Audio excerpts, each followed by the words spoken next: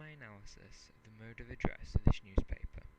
I will first establish the target demographic of the newspaper. The target demographic of the Rotherham Advertiser newspaper is the general population of Rotherham and its surrounding borough. This then means that the newspaper has a mass target demographic of the population of an area, making the paper a local newspaper. So then, the next step of analysis is to analyse how exactly this media text has been mediated in order to address this target demographic. In this particular example,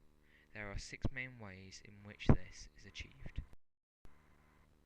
The first is through the masthead of the newspaper, which clearly identifies the target demographic as being people from Rotherham, and infers to this target demographic that the news in this paper is of significance to them. The next way in which the paper addresses its target demographic is through the semiotic relationship it is creating between itself and the local football team, which is done through the mise-en-scène element of colour by using the colour red in certain parts of the paper, which is iconographic of the local football team, a plug on the inside page that states how the demographic can access more news and multimedia related to the club, and finally an advertising plug on the front cover that promises a newspaper pullout of the club's recent trip to Wembley. The third way in which the target demographic is addressed is through the use of general adverts employed throughout the newspaper, which portrays various advertising endeavours such as business advertising relevant to the local area. The fourth and most important way the demographic is addressed is through the selection of newspaper stories and articles that are included in the paper, which the majority of are of local, not national significance, which therefore connotes to the target demographic when they subconsciously decode elements such as the front cover headline that this particular newspaper is tailored directly for the people of Rotherham. The fifth way in which this mass demographic is addressed is through the leisure guide advertised through a plug on the inside page,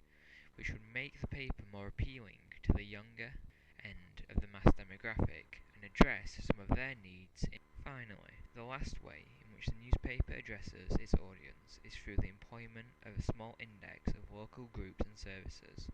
that the population of Rotherham can turn to in a time of need.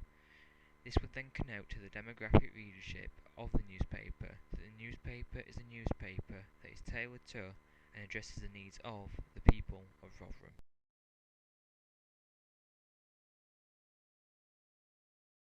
Moving on now then to the representations mediated into this media text to create a preferred reading for the reader,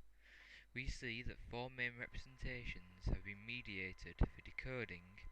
by the reader. The first is one of Rotherham being hit hard by the recession through inferring from the subhead on the inside page, which expresses a lack of funding for the local council,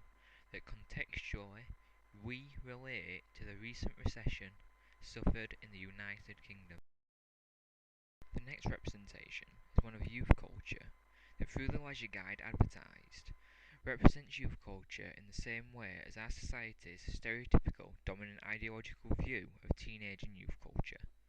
which is one of populist and tribal influence, with activities such as branding ourselves with tattoos, conveying the extreme lengths youths go through to try and be unconventional in a conventional society such as our own, as the process of interpolation suggested by Althusser in 1971 is forced upon them. The third representation is one that glorifies the people of Rotherham as courageous and brave, which is connoted through the front page story headline. The people of Rotherham are also at the same time represented as unified and selfless through connotative inference of the front page story. It represents the people of Rotherham as putting the lives and needs of others above their own in times of need. Finally, the last representation being expressed is one of the strong unified link between the local football team and the local population,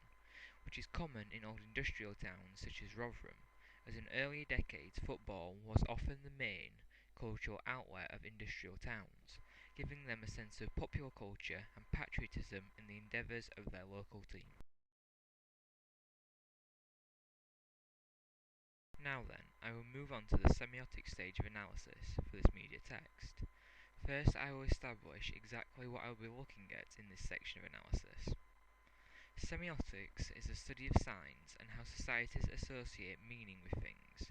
This was introduced by the media theorist Roland Barthes, and he stated everything had two levels of meaning, the denoted and the connoted,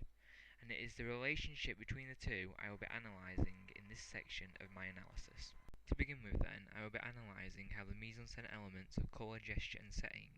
are used to create semiotic meaning on the first two pages of this newspaper. The mise-en-scène element of colour is used through the medium of the colour red to create semiotic relation between the newspaper and the local football team, as the colour red is iconographic of Rotherham United Football Club. The colour is also used to connote a sense of outrage on the inside page, story headline, as the colour's resemblance to blood when juxtaposed with the story's subhead creates cognitive resemblance of local funding bleeding dry. Moving on then, the element of gesture used in the front cover image of the Rotherham United fan. When anchored with the image's caption and Rotherham United badge, we symbolically associate the fan's gesture with the fact that Rotherham lost the match at Wembley. Finally, the last mise-en-scène element I will analyse is the element of setting. This element is used on the inside page to convey the damage to and need to fix Rotherham's roads following the harsh winter we have just suffered through.